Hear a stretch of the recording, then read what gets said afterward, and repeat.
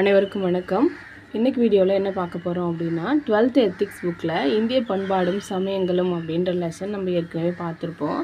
அதில் ஏற்கனவே நம்ம ஒரு பார்ட் பார்த்துட்டோம். அதுக்கு அடுத்தது இதில் சமண மதம் பற்றி பார்க்க போகிறோம். சரிங்களா? இது 12th எத்திக்ஸ் புக்கில் 4வது லெசனாக இருக்குது.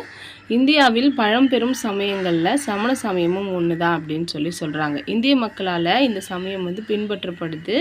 24 தீர்த்தங்கரர்கள் இருந்திருக்காங்க. ஓகேவா? 24 தீர்த்தங்கரர்கள் அவங்களோட போதனைகளோட தொகுப்பு தான் சமண மதம் அப்படின்னு சொல்கிறோம். சமண மதத்துக்கு இன்னும் நிறைய பேர் இருக்குது. சமண மதம், ஜைன மதம், அருக மதம், பிண்டி மதம், நிகண்ட மதம் அப்படின்னு நிறைய பேர்களால் அழைக்கப்படுது. ஓகேவா? சமண மதத்துக்கு என்னென்ன பேர்லாம் இருக்குது பாருங்கள். சமண மதம், ஜைன மதம், அருக மதம், பிண்டி மதம், நிகண்ட மதம் அப்படின்னு பல்வேறு பெயர்களால் அழைக்கப்படுது. ஜீனர்களின் வழி செல்பவர்கள் தான் ஜைனர்கள் அப்படின்னு சொல்கிறதுனால ஜைனர் அப்படின்றது தான் சமணர் அப்படின்னு மாறுச்சு. ஜீன் அப்படின்றது ஜீத் அப்படின்ற பகுதியோட அடிப்படையில் பிறந்தது அப்படின்னு சொல்கிறாங்க. அப்போது ஜீத் அப்படின்னா என்ன? ஜெயித்தல், வெற்றி பெறுதல் அப்படின்னு அர்த்தம். அப்போது ஜீனர் அப்படின்னா அவரோட புலன்களை அடக்கி வெற்றி கொண்டவர் அப்படின்னு அர்த்தம். அதாவது தன்னோட மனதையும் ஐம்பொறிகளையும் அடக்கி வெற்றி பெற்றவர் தான் ஜீனர் அப்படின்னு சொல்கிறாங்க. அத்தகைய ஜீனர்களை கொண்ட சமயம் தான் சமண சமயம் அப்படின்னு சொல்லியிருக்காங்க. சமண சமயத்தில் 2 பிரிவுகள் இருந்துச்சு. ஒன்று என்ன அப்படின்னா திகம்பரர்கள், 2வது ஸ்வேதாம்பரர்கள். திகம்பரம் அப்படின்றத நம்ம திக் ப்ளஸ் அம்பரர் அப்படின்னு பிரிக்கலாம். திக் அப்படின்னா திசை, அம்பரம் அப்படின்னா ஆடை அப்படின்னு அர்த்தம். அப்போது திசைகளையே ஆடைகளாக அணிபவர்கள் அப்படின்னு அர்த்தம். அதாவது ஆடையே அணியாமல் இருக்கிறவங்கள தான் திகம்பரர் அப்படின்னு சொல்லுவோம். அடுத்தது ஸ்வேதாம்பரர். ஸ்வேதம் ப்ளஸ் அம்பரம் அப்படின்னு சொல்கிறாங்க. ஸ்வேதம் அப்படின்னா வெள்ளை அப்படின்னு அர்த்தம், அம்பரம்னா ஆடை. அப்போது வெள்ளை கலரில் ஆடை போடுறவங்கள தான் நம்ம ஸ்வேதாம்பரர்கள் அப்படின்னு சொல்கிறோம். சரியா? அடுத்தது சமண சமயத்தில் தீர்த்தங்கரர்கள் அப்படின்னா தான் ரொம்ப முக்கியமானவங்க. சரியா? அந்த தீர்த்தங்கரர்கள் யார் அப்படின்னு பார்க்குறோம். தீர்த்தங்கரர் அப்படின்ற சொல்லுக்கு பிறவி பெருங்கடலை கடந்த ஞானி அப்படின்னு அர்த்தம். அப்போது தெய்வத்தன்மையையும் மெய்யுணர்வையும் பெற்ற தீர்த்தங்கரர்கள் மக்கள் மனசில் இருக்கிற அறியாமை பற்ற அஞ்ஞானமாகிய இருளை அகற்றி அவங்களுக்கு ஆன்ம ஒளியை வீசி கரையேற்றுபவர்களாக மாற்றிருக்காங்க. சமண சமயத்தில் 24 தீர்த்தங்கரர்கள் இருந்தாங்க அப்படின்னு சொல்லுவாங்க. இதில் நிறைய கொஷின் கேட்டிருக்காங்க. சமண சமயத்தோட 1வது தீர்த்தங்கரர்கள் அப்படின்னு பார்த்தீங்கன்னா ரிஷபர்.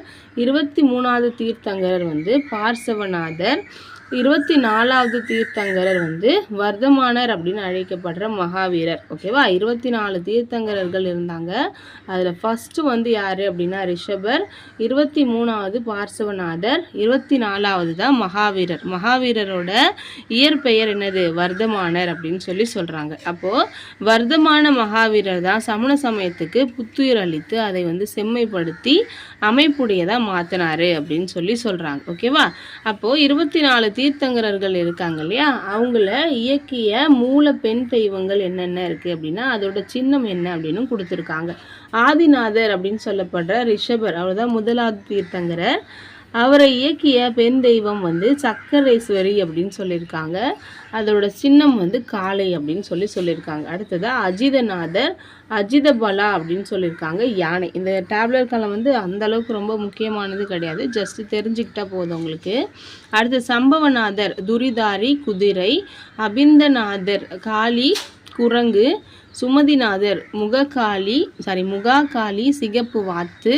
அடுத்து பத்மபிரபர் சியாமா தாமரை மலர், சுபார்கவநாதர் சாந்தி ஸ்வஸ்திகா, சந்திரபிரபா பிருகுடி ஜிவாலா மாலினி அப்படின்னு சொல்கிறாங்க. சந்திரன் தான் குறியீடாக இருந்திருக்கு. அடுத்தது புஷ்பநந்தர் சதாரி முதலை, சிதலநாதர் மாணவி கற்பகமரம், சிரயாம்சின்நாதர் கௌரி காண்டாமிருகம், வஜுபூஜ்யர் கருட யக்கி பெண் எருமை, விமலநாதர் வைரோதி பன்றி, அனந்தநாதர் அனந்தமதி முள்ளம்பன்றி, தர்மநாதர் மாணவி வஜ்ராயுதம், சாந்திநாதர் முகாமானிசி மான், குந்திநாதர் விஜயா ஆடு, அரணாதர் விஜயாதேவி மீன், மல்லிநாதர் அபராஜிதா கலசம், மணிசுவிரதர் பகுரூபினி ஆமை, நமிநாதர் சாமுண்டி நீலத்தாமரை, நேமிநாதர் அம்பிகா சங்கு,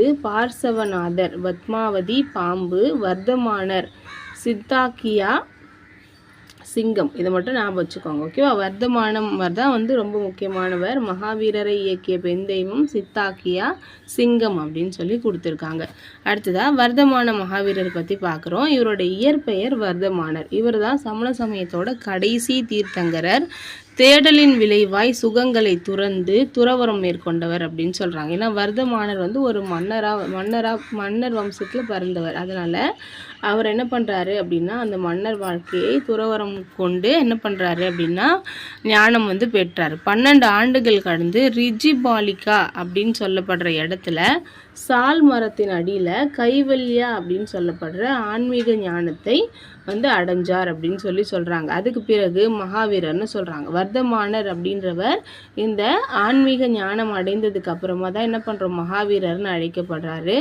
கங்கை சமவெளியில் குறிப்பாக மகதம், கோசலம் இந்த பகுதியிலலாம் சமண சமயத்தோட கருத்துக்களை மகாவீரர் பரப்பினார் அப்படின்னு சொல்லியிருக்காங்க. அடுத்ததாக சமண சமயத்தோட கோட்பாடுகள் என்னென்ன அப்படின்னு சொல்லி பார்ப்போம். அதாவது வினை பயனிலிருந்து விடுதலை பெற்று நற்கதி அடையிறது தான் சமண சமயத்தோட முக்கியமான நோக்கம். ஓகேவா? நம்ம செஞ்ச பாவ புண்ணியங்கள்லேருந்து விடுபட்டு மோட்சம் அடையிறது தான் வந்து என்னது சமண சமயத்தோட முக்கியமான நோக்கம் அப்படின்னு சொல்கிறாங்க. இந்த சமயம் கடவுள் கொள்கை அவசியம் இல்லை அப்படின்னு சொல்லி, கடவுள்லாம் வந்து அவசியம் இல்லை அப்படின்னு சொல்லி சொல்கிறாங்க. நம்ம ஒரு 3 விஷயங்களை பின்பற்றணும் அப்படின்னா நம்மளால் மோட்சத்தை அடைய முடியும் அப்படின்னு சொல்கிறாங்க. அந்த வீடு பேரை அடைய 3 மணிகளை கடைபிடிக்க மணிகள் அப்படின்னு சொல்லுவாங்க. அதை வந்து திரிரத்தினங்கள் அப்படின்னு சொல்கிறாங்க. ஓகேவா? அதில் நம்பிக்கை, நல்லறிவு, அதுக்கப்புறம் நற்செயல், இந்த 3 தான் வந்து என்ன சொல்கிறோம் அப்படின்னா திரிரத்தினங்கள் அப்படின்னு சொல்கிறோம். நம்பிக்கை அப்படின்னும் பொழுது வீடு பேரை அடைய மகாவீரர் போதித்த தத்துவங்களில் முழுசாக நம்பிக்கை வைக்கணும். இதுதான் நல்ல நம்பிக்கை. அதை வந்து சம்யக் தரிசனம் அப்படின்னு சொல்கிறாங்க. அடுத்ததான் நல்ல அறிவு. இந்த உலகத்தை யாரும் படைக்கலை, இது இயற்கையாக உருவானது அப்படின்ற முழுமையான அறிவு வந்து இருக்கணும். இதுதான் நல்லறிவு. இதுக்கு பேர் சம்ய ஞானம் அப்படின்னு சொல்கிறாங்க.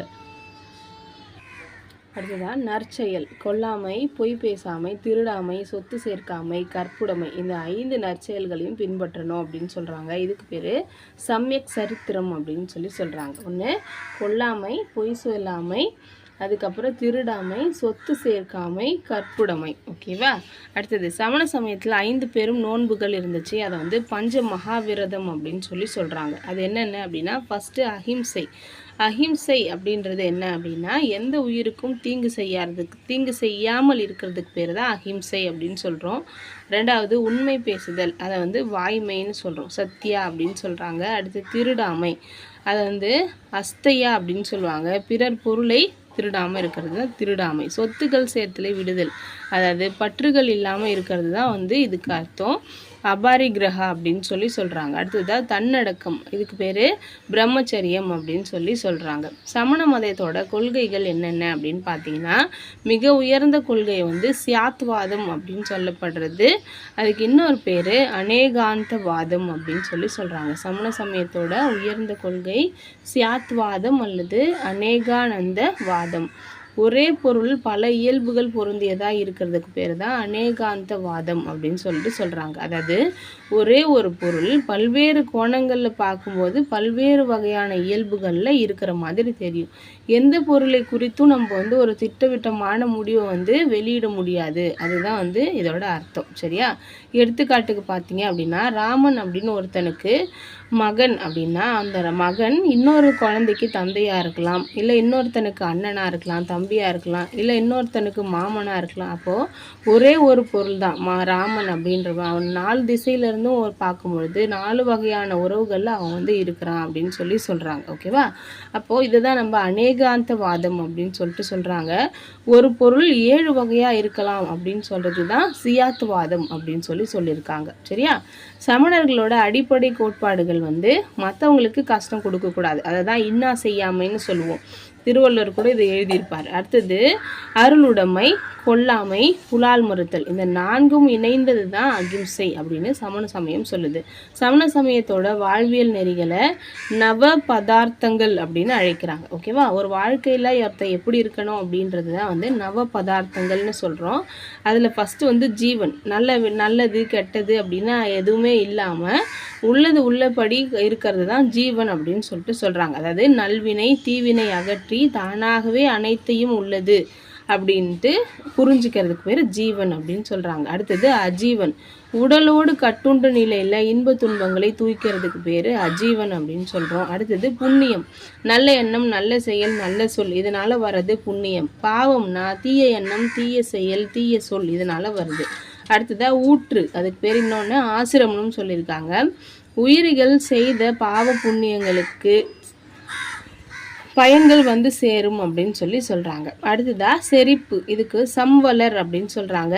மனம் வாக்கு காயங்களை நீக்கி நல்ல வினை தீய வினை உயிரை வந்து அடையாமல் தடுக்கும், அதுக்கு பேர் செரிப்பு அப்படின்னு சொல்கிறாங்க. அடுத்தது உதிர்ப்பு, இரு வினைகளும் உயிருடன் சேராமல் தடுத்த பின்பு எஞ்சிய வினைகளை நீக்கும் அப்படின்னு சொல்லியிருக்காங்க. அடுத்து பந்தம், சிந்தை சொல் செயல் ஐம்புலன்கள் ஆகியவற்றால் உண்டான வினைகள் உயிரோடு கலப்பதுக்கு பேர் பந்தம்னு சொல்கிறாங்க. அடுத்ததாக மோட்சம், ஐம்புலன்களின் ஆசைகளையும் அறவே ஒழித்து இரு வினைகளையும் நீக்கி உயர்ந்தது தான் வீடு பேர் அடையறதுக்கு பேர் மோட்சம்னு சொல்கிறாங்க. இதெல்லாம் அந்த அளவுக்கு தெரிஞ்சுக்கணும் அப்படின்னு அவசியம் இல்லை, சும்மா படிச்சுக்கோங்க. அடுத்ததாக சமணம் கூறும் துறவிகளுக்கான வாழ்வியல் நெறிகள். ஒரு துறவி அப்படின்னா எப்படி இருக்கணும் அப்படின்னு சமண மதம் என்ன சொல்லுது அப்படின்னு பாருங்கள்.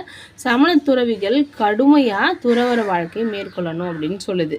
எளிமையான பற்றில்லாத வாழ்க்கையை மேற்கொண்டு இந்த உலக வாழ்க்கையை துறக்கணும் அப்படின்னு சொல்லுது. அடிக்கடி சாப்பிடாம இருந்து கடைசியில் என்ன பண்ணணும், முழுசாக பட்டினி அடைஞ்சு உயிரை வந்து விடணும் அப்படின்னு சொல்லியிருக்காங்க. அடுத்ததாக தீங்கிழையாமை, அகிம்சை அப்படின்றது தான் வந்து ரொம்ப ரொம்ப முக்கியம். ஒரு நாளும் அதை கண்டிப்பாக ஃபாலோ பண்ணணும் அப்படின்னு சொல்கிறாங்க. மூக்கை திரையிட்டு மூடிக்கொள்ள வேண்டும் அப்படின்னு சொல்கிறாங்க. மயில் பீலியை எப்பவுமே வச்சிருக்கணும், தங்களோட பாதம் பட்டு சின்ன சின்ன உயிரினங்கள் கூட இறந்துடக்கூடாது அப்படின்னு சொல்லுது. ஓகேவா? அவங்க என்ன பண்ணுவாங்கன்னா வெள்ளை கலரில் மூஞ்சில் வந்து ஸ்க்ரீன் மாதிரி போட்டுட்டு போவாங்க. அதே மாதிரி முன்னாடி பெருக்கிட்டே போவாங்க அந்த மயில் தொகையை வச்சுக்கிட்டு. ஓகேவா? அதுதான் வந்து சொல்கிறாங்க. நம்ம நடக்கும்போது ஒரு சின்ன சின்ன உயிரினங்களை கூட நம்ம என்ன பண்ணக்கூடாது, மெரிச்சிடக்கூடாது அப்படின்னு கடுமையான ஒரு அஹிம்சையை வந்து அவங்க பின்பற்றுவாங்க. சமண சமயத்தோட தத்துவங்கள் அப்படின்னா என்னன்னு பார்ப்போம். இந்த உலகம் வந்து அழியக்கூடிய பொருளாலையும் அழியக்கூடாத ஆன்மாக்களாலையும் உருவானது. இந்த உலகத்தில் 2 விஷயம் இருக்குது, ஒன்று அழியக்கூடிய பொருட்கள், இன்னொன்று ஆன்மா அப்படின்னு சொல்கிறாங்க. மனுஷன் மட்டும் இல்லாமல் இந்த உலகத்தில் இருக்க விலங்குகள் தாவரங்கள் கல்லுக்கு கூட உயிர் இருக்குது அப்படின்னு சமண மதம் நம்புது. உயிர்கள் மறுபடியும் பிறக்குது, அதுக்கு காரணம் அவங்க செய்கிற வினை பயன்தான் அப்படின்னு சொல்கிறாங்க. ஓகேவா? தூய்மையான உயிர் வினை பயனால் கரை படிந்திருக்கிறது. வினை பயன்களை களையணும் அப்படின்னா கடுமையான தவம் வந்து செய்யணும். அப்போ தன்னை உண்மையிலே உணர்ந்தவன் தான் ஜீவமுக்தி அடைந்தவன் அப்படின்னு சமண மதம் வந்து நம்மளுக்கு சொல்லுது. சமண மதம் சொல்கிற 5 வகையான அறிவு நிலைகள் என்னென்ன அப்படின்னு பாருங்க. மனம் மற்றும் புலன்களால் கிடைக்கும் அறிவு, இதை மதி ஞானம் அப்படின்னு சொல்கிறாங்க. மனத்தாலையும் புலன்களாலையும் கிடைக்கிற அறிவுக்கு மதி ஞானம். சமண நூல்கள் மூலமாகவும் துறவிகள் மூலமாகவும் கிடைக்கிற அறிவுக்கு ஸ்ருதி ஞானம் அப்படின்னும், கடந்த காலம் எதிர்காலம் பற்றி தொலைவில் இருக்கிறத பற்றி தெரிஞ்சுக்கிற அறிவு வந்து அவடி ஞானம் அப்படின்னும், அடுத்தவர் மனசில் இருக்கிறத தெரிவது மனப்பிரயாண ஞானம் அப்படின்னு சொல்கிறாங்க. அனைத்து பந்தங்களிலிருந்தும் வினையால் ஏற்பட்ட தடைகள் நீங்கின பிறகு ஆன்மாவுக்கு கிடைக்கிற உண்மையான அந்த அறிவுக்கு கெவல ஞானா அப்படின்னு கைவல்ய ஞானா அப்படின்னு சொல்லியிருக்காங்க. ஓகேவா? அடுத்ததா சமண மதத்தில் இருந்த சங்கங்கள் பற்றி பார்க்க போகிறோம். மகாவீரரோட சீடர்களில் முக்கியமானவர் வந்து பத்ரபாகு அப்படின்னு சொல்லவர். அவரோட சீடர்கள் ஒரு 17 பேர். ஓகேவா? அதாவது மகாவீரரோட சீடர் வந்து பத்ரபாகுவோட சீடர்கள் 11 பேர் அப்படின்னு சொல்கிறாங்க. மாற்றி சொல்லிட்டேன். மகாவீரரோட சீடர்கள் 11 பேர். அதில் முக்கியமானவர் வந்து பத்திரபாகு. சாதி ஆண் பெண் வேறுபாடின்றி சீடர்களை சேர்த்து கொள்ளப்பட்டது அப்படின்னு சொல்லியிருக்காங்க. சமண சமய மாநாடுகள் அப்படின்னு பார்க்கும்பொழுது முதல் சமண சமய மாநாடு கிமு 3ஆம் நூற்றாண்டில் பாடலிபுத்திர நகரில் ஸ்தூலபத்திரர் தலைமையில் நடைபெற்றது. இங்கு சமண சமய நூல்களாக இருக்கிற 12 அங்கங்களை வந்து தொகுத்துருக்காங்க. இந்த மாநாட்டில் தான் சமண சமயம் 2ஆக பிரிஞ்சுது. திகம்பரர்கள் ஸ்வேதாம்பரர்கள் அப்படின்னு சொல்லிட்டு. அடுத்ததாக 2வது சமண சமய மாநாடு இது வந்து வல்லபி அப்படின்ற நகரில் தேவாதி கிருஷ்மர்மனா அப்படின்ற ஒரு தலைமையில் நடந்தது. இதில் வந்து சமண சமய நூல்களை வந்து 12 அங்கங்கள் 12 உப அங்கங்கள் அப்படின்னு சொல்லி நிறைய ஃபைனல் பண்ணியிருக்காங்க. அடுத்ததாக நிர்கிரந்தர்கள் அப்படின்னா என்னென்னா, நிர்கந்தர் அப்படின்னா தலைகளிலிருந்து விடுபட்டவர் அப்படின்னு அர்த்தம். அதாவது எந்த ஒரு தடையும் இல்லாதவர் அப்படின்றதுனால தான் சீடர்களை வந்து அப்படி சொல்லியிருக்காங்க. சமண சமயத்தில் இருந்த இலக்கியங்கள் அப்படின்னு பார்த்தீங்கன்னா சமண புனித நூலுக்கு பேர் ஆகம சித்தாந்தம் அப்படின்னு சொல்கிறோம். அதில் 12 அங்கங்கள் இருக்குது. அதில் அர்த்த மகதி அப்படின்ற பாலி மொழியில் எழுதப்பட்டது தான் இந்த ஆகம சித்தாந்தம். இது வந்து உரைநடையும் செய்யலும் கலந்த மாதிரி இருக்கும். கல்பசூத்திரம் அப்படின்ற நூலை வந்து பத்திரபாகு அப்படின்ற சமண துறவி எழுதியிருக்காரு. இதை வந்து ப்ரீவியஸ் இயர் கொஸ்டினில் பார்த்துருக்கேன். கல்பசூத்திரம் எழுதினது யார் அப்படின்னு கேட்டிருப்பாங்க. பத்திரபாகு. இது வந்து தீர்த்தங்கரர்களோட வாழ்க்கை வரலாற்றை பற்றி சொல்லுது. தமிழில் இருக்கிற நூல்கள் பார்த்தீங்க அப்படின்னா நிறையா வந்து சமண மதத்தை சார்ந்து இருக்கும். அது என்னென்ன அப்படின்னா சிலப்பதிகாரம், சீவக சிந்தாமணி, வளையாபதி, யாப்பருங்கல காரிகை, நன்னூல், நாலடியார், நான்மணிக்கடிகை, பழமொழி போன்றவை சமணர்களோட படைப்புகள் தான். இது மட்டும் இல்லாமல் இந்தி, குஜராத்தி, மராத்தி, கன்னடம், சமஸ்கிருதம் இதுலேயும் கூட சமணர்கள் என்ன பண்ணியிருக்காங்க அப்படின்னா நூல்களை வந்து படைச்சிருக்காங்க, இலக்கியங்களையும் தத்துவங்களையும். அடுத்ததாக சமணர்களோட கலை. சமண கட்டடக்கலை அப்படின்றது இந்திய கலையோடு இணைஞ்சது தான். ராஜஸ்தானில் மவுண்ட் அபுவில் தில்வாரா கோயில் அப்படின்றது சமணர்களோட புகழ்பெற்ற கோயில். இது சோழங்கி வம்ச மன்னர்களால் கட்டப்பட்டது அப்படின்னு சொல்லியிருக்காங்க. அடுத்ததாக ரணக்பூர் ஜெயின் கோயில். இது வந்து ஆதிநாதரோட கோயில், அதாவது ரிஷபரோட கோயில். இந்த கோயில் வந்து பழுப்பு நிற பளிங்கு கற்களால் கட்டப்பட்டிருக்கு. சரியா? 1444 மார்பிள் தூண்களை கொண்டது அப்படின்னு சொல்கிறாங்க. ஒரு தூணுமே பார்த்தீங்க அப்படின்னா கலை நுணுக்கத்தோடு வடிவமைக்கப்பட்டிருக்கும் அப்படின்னு சொல்கிறாங்க. இது சேத் தர்ஷனா அப்படின்ற அப்படின்றவரால் மன்னர் ராணா கும்பாவின் உதவியோட கட்டப்பட்டது. இந்த கோயிலை கட்டினவர் யார்? சேத் தர்ஷனா. அந்த கோயிலை கட்ட ஹெல்ப் பண்ண மன்னர் பேர் ராணா கும்பா. சரியா? அடுத்தது கர்நாடகா மாநிலத்தில் இருக்கிற சரவண பெலகுலா அப்படின்ற இடத்துல கோமதீஸ்வரர் சிலைன்னு ஒரு சிலை இருக்குது. ஒரே கல்லால் செதுக்கப்பட்ட உலகிலேயே மிகப்பெரிய சிலை இதுதான். இது 57 அடி உயரம் கொண்டது. இது வந்து பாகுபலி அப்படின்னு அழைக்கப்படுது. ஓகேவா? இந்த கங்க வம்சத்து மன்னரோட படை தளபதியாக இருந்த சாமுண்டராயா அப்படின்றவர் தான் இந்த கோயிலை வந்து இந்த சிலையை வந்து நிறுவியிருக்காரு. உதயகிரியில் இருக்கிற புலிக்குகை, எல்லோரா, இந்திர சபை இதெல்லாம் வந்து முக்கியமானதாக இருக்கும் சமணர்கள் பற்றி. இந்த கோமதீஸ்வரர் சிலை இங்கே கொடுத்துருக்காங்க பாருங்கள். அடுத்து கோமேதகா அப்படின்ற திகம்பர சமண துறவியோட புகழை உலகறிய செய்யறதுக்கு தான் கோமதீஸ்வரர் சிலையை வந்து உருவாக்கியிருக்காங்களாம். அடுத்தது பவங்கஜா ஆதிநாதர் சிலை. அதெல்லாம் வந்து ராஜஸ்தான், பந்தல்கண்ட் இந்த மாதிரி இடத்துல சமண கலையின் சிதைவுகளில் காணப்படுது. தமிழ்நாட்டில் கழுகுமலை, மதுரை, சித்தன்னவாசல், சீயமங்கலம், காஞ்சிபுரம், எண்ணாயிரம், மேல் சித்தாமூர் இந்த இடங்கள்லாம் சமண தீர்த்தங்கரர்களோட புடைப்பு சிற்பங்களும் சமண படுகைகளும் நம்மளுக்கு கிடைச்சிருக்கு. இந்திய பண்பாட்டிற்கு சமண சமயத்தோட கொடை என்ன அப்படின்னு பார்ப்போம். கல்வி மறுக்கப்பட்டவர்களுக்கு சமண மதம் கல்வியை கொடுத்துச்சு. ஓகேவா? ஃபஸ்ட்டு விஷயம் ரொம்ப முக்கியமானது. சமண சமயத்தில் இலக்கியங்கள் அப்படின்னு பார்க்கும்பொழுது ஆகம சித்தாந்தம், அது வந்து 12 அங்கங்கள் இருக்குது. இந்த நூலுக்கு வந்து அர்த்த மகதி அப்படின்ற பாலி மொழியில் தேவாதி என்பவரால் திருத்தி அமைக்கப்பட்டது அப்படின்னு சொல்லியிருக்காங்க. அடுத்தது பிராகிருதம், பாலி, தமிழ் ஆகிய மொழிகளில் பல இலக்கியங்கள் படைக்கப்பட்டிருக்கு.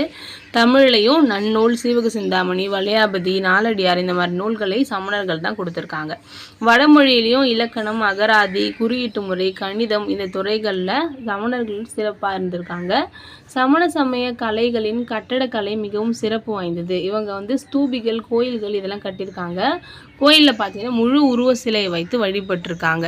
இந்த கோமதீஸ்வரர் முழு உருவ சிலை நம்ம பார்த்தோம் இல்லையா, சிரவண பெலகுலா அப்படின்ற இடத்துல ஒரே கல்லில் செதுக்கப்பட்ட 57 அடி உயரம் உலகத்திலேயே செதுக்கப்பட்ட மிகப்பெரிய சிலைனா இதாக தான் இருக்குது அப்படின்னு சொல்கிறாங்க. அடுத்தது குவாலியருக்கு பக்கத்தில் இருக்கிற பாறைகளில் மிகப்பெரிய அளவில் செதுக்கப்பட்ட சிற்பங்களும் உதயகிரி, எல்லோரா, அதிகும்பா இந்த இடங்களில் இருக்கிற சிற்ப வேலைப்பாடுகளும் சமண சமயத்துக்கு அவங்களோட கலைக்கு எடுத்துக்காட்டாக இருக்குது. அடுத்தது பவபுரியில் இருக்கிற கோயில், ராஜகிரி மற்றும் அபுமலையில் இருக்கிற தில்வாரா கோயில், சித்தூர் சமண கோபுரம், ஸோ இதெல்லாம் வந்து சமணர்களோட கலை மற்றும் கட்டடக்கலையோட சிறப்பை வந்து நம்மளுக்கு சொல்லுது. சமணம் வந்து அகிம்சையை வலியுறுத்துறதுனால விலங்குகள் பலியிடப்படுவது அப்படின்றது குறைஞ்சிருச்சு. ஓகேவா. அடுத்தது பௌத்த சமயம். இந்தியாவில் தோன்றிய பழமையான சமயங்களில் பௌத்த சமயமும் ஒன்று. ஜப்பான், சீனா, கொரியா, இலங்கை, தாய்லாந்து, மியான்மர் இந்த மாதிரி நாடுகளில் இந்த சமயம் இன்றைக்கும் வந்து பின்பற்றப்படுது ரொம்ப அதிகமாக.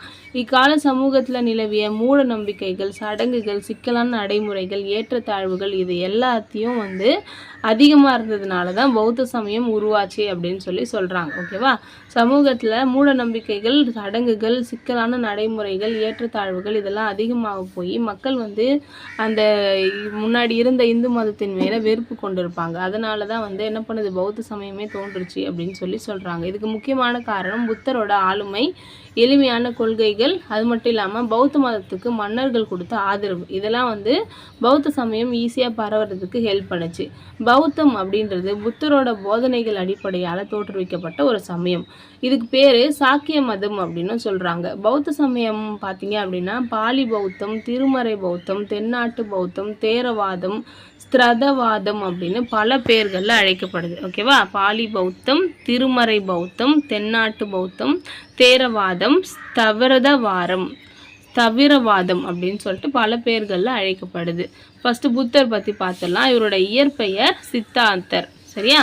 இவர் இன்னைக்கு இருக்கிற நேபாள நாட்டில் கபிலவஸ்து அப்படின்ற இடத்துல லும்பினி வனத்தில் சுத்தோதனாருக்கும் மாயாதேவிக்கும் மகனாக பிறந்திருக்கார். அவங்க அப்பா பேர் சுத்தோதனர், அம்மா பேர் மாயாதேவி. அவரோட தாய் மாயாதேவியோட மரணத்துக்கு பின்னாடி அவங்களோட சிற்றன்னை கௌதமி பிரஜாபதி அப்படின்றவங்களால வளர்க்கப்பட்டிருக்காரு. அவங்களோட பேரில் தான் கௌதமர் அப்படின்னு அழைக்கப்பட்டிருக்காரு. சாக்கிய வம்சத்தை சார்ந்தவர் அப்படின்றதுனால சாக்கிய முனி அப்படின்னு சொல்கிறாங்க. ஞானம் பெற்றவர் அப்படின்றதுனால புத்தர் அப்படின்னு சொல்லி அழைக்கிறாங்க. ஓகேவா. புத்த கயா வந்து இங்கே இமேஜில் கொடுத்துருக்காங்க பாருங்கள்.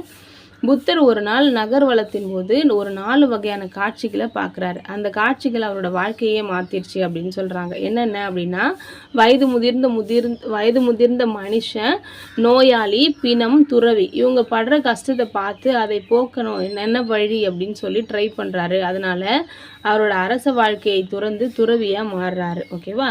மெய் அறிவை தேடி பயணம் செய்கிறாரு. கயா அப்படின்ற இடத்துல போதி மரத்துக்கு அடியில் அரச மரம், அதை தான் போதி மரம்னு சொல்கிறாங்க, அங்கே தான் ஞானம் வந்து அடைகிறாரு. நீண்ட தியானத்தின் விளைவாக ஞானம் பெற்றதுனால அவருக்கு புத்தர் அப்படின்னு ஒரு பேர் இருக்குது. தன்னோட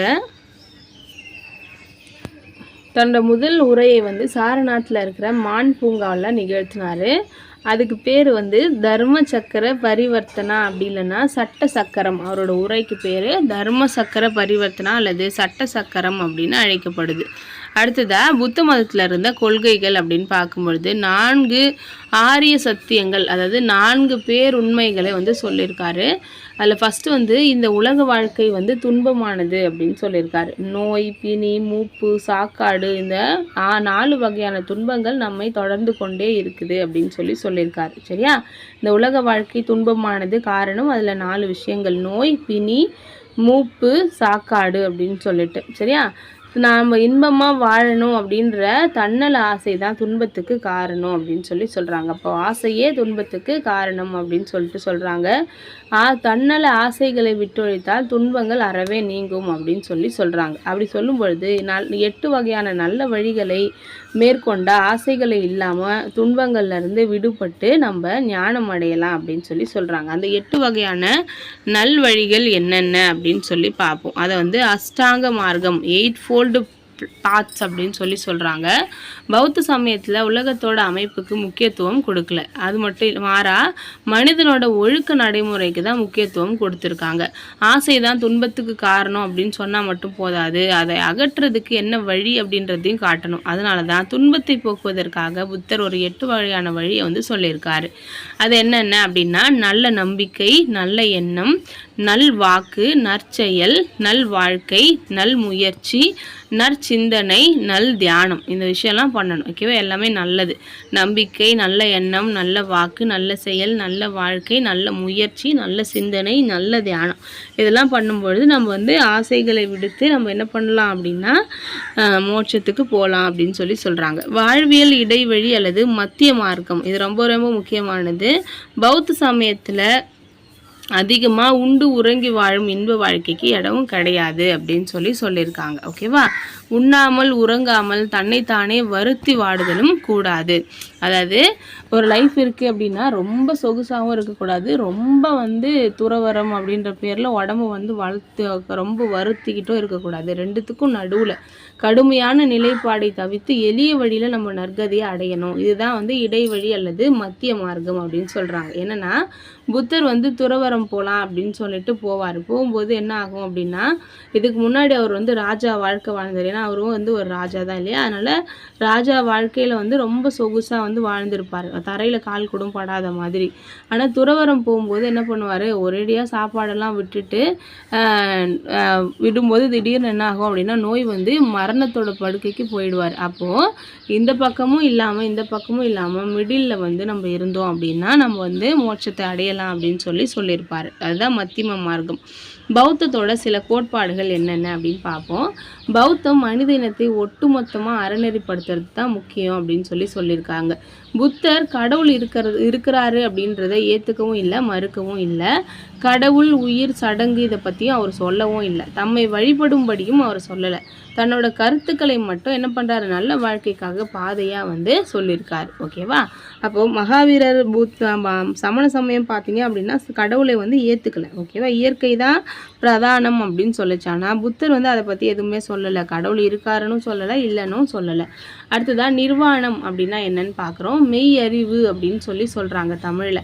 ஆசையே இல்லாமல் இருக்கிறதுக்கு பேர் தான் மகா நிர்வாணம் அல்லது சுத்த வீடகம் அப்படின்னு அழைக்கப்படுது. பிறப்பு, இறப்பு இந்த மாதிரியான துன்பங்கள்லேருந்து விடுபட்டு நிர்வாண நிலையை அடையிறதுக்கு 8 வழியான மார்க்கங்களை பின்பற்றணும் அப்படின்னு பீடகங்கள் நம்மளுக்கு சொல்லுது. ஓகேவா? ஃபஸ்ட்டு கர்ம வினை அப்படின்னா என்ன? புத்தரோட கருத்துப்படி அப்படின்னு பார்க்கும்பொழுது கர்ம வினையிலையும் மறுபிறப்பிலையும் புத்தருக்கும் நம்பிக்கை இருந்துச்சு. வினை பயன்லேருந்து யாராலையும் தப்பிக்க முடியாது. இல்லறத்தாரும் துறவரத்தாரும் பின்பற்ற வேண்டிய 10 ஒழுக்கங்களை பற்றியும் புத்தர் வந்து சொல்லியிருக்காரு. 5 இல்லறத்தால் பின்பற்ற வேண்டிய 5 முக்கிய ஒழுக்கங்கள். அவங்க இல்லறம் நடத்துகிறாங்க அப்படின்னா பிறர் பொருளை விரும்பக்கூடாது, பொய் சொல்லக்கூடாது, கொல்லக்கூடாது, பிறர் மனைவியை விழையாமல் இருக்கணும், கல் உண்ணாமல் இருக்கணும். இதுதான் இல்லறத்தில் இருக்கவங்களுக்கான 5 வகையான வழிகள் அப்படின்னு சொல்கிறாங்க. கண்டிப்பாக ஃபாலோ பண்ணணும் அப்படின்னு அதுவே துறவரத்தில் இருக்கிறவங்க ஆடல் பாடல்களில் பங்கு பெறக்கூடாது, நறுமண பொருட்கள் மாதிரியான ஆடம்பர பொருட்களை யூஸ் பண்ணக்கூடாது, அகாலத்தில் உண்ணாமை அப்படின்னு சொல்கிறாங்க. அதாவது தேவையில்லாமல் சாப்பிடக்கூடாது, ஆடம்பர படுக்கைகளில் தூங்கக்கூடாது, செல்வத்தை சேர்த்து வச்சுக்கக்கூடாது. இதெல்லாம் துறவரத்தார் பின்பற்ற வேண்டிய முக்கியமான விஷயங்கள் அப்படின்னு சொல்கிறாங்க. அடுத்ததாக பௌத்த சமய மாநாடுகள் பற்றி பார்க்க போகிறோம். முதல்ல பௌத்த சமய மாநாடு ராஜகிருகம் அப்படின்ற இடத்துல மகாகசபர் தலைமையில் அஜாதசத்ருவோட ஆட்சி காலத்தில் நடைபெற்றது. அந்த மன்னர் வந்து அஜாதசத்ரு. யாரோட தலைமை அப்படின்னா மகாகசபர். ஓகேவா? இந்த மாநாட்டில் புத்தரோட போதனைகளுக்கு ஒரு வடிவம் வந்து கொடுத்துருக்காங்க. 2வது புத்த சமய மாநாடு வைசாலி அப்படின்ற இடத்துல சபா சமிகா தலைமையில் காலசோகன் ஆட்சி காலத்தில் நடைபெற்றது. இந்த மாநாடுகள்லாம் எக்ஸாமில் ஏற்கனவே கேட்டிருக்காங்க, நல்லா பார்த்துக்கோங்க.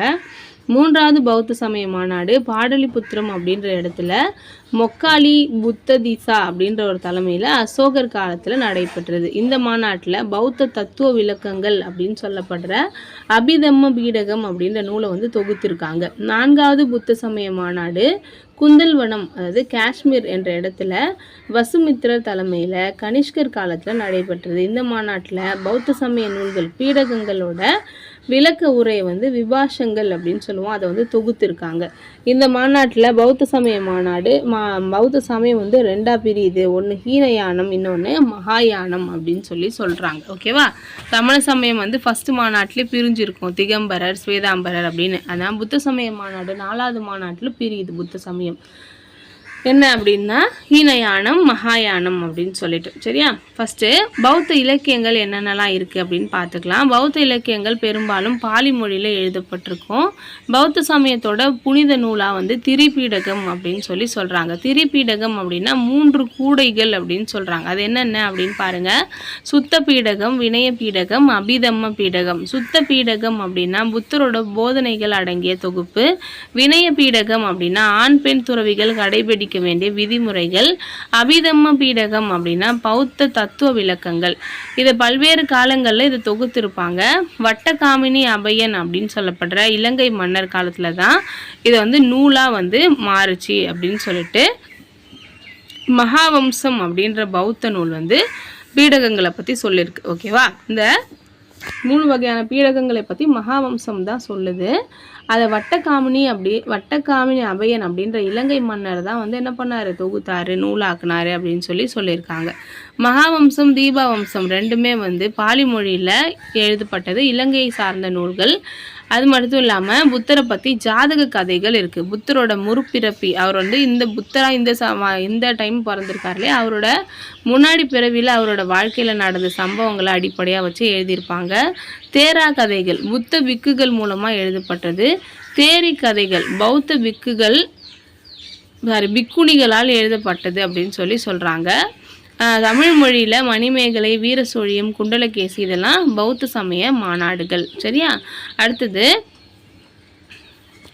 பௌத்த சமயத்தோட பிரிவுகளை பார்த்தோம் இல்லையா? ஹீனயானம் மகாயானம். கனிஷ்கரோட ஆட்சி காலத்தில் 2 பிரிவாக பிரிஞ்சிருக்காங்க. ஹீனயானம்னா சிறிய வாகனம் அப்படின்னும், மகாயானம்னா பெரிய வாகனம் அப்படின்னும் அர்த்தமா.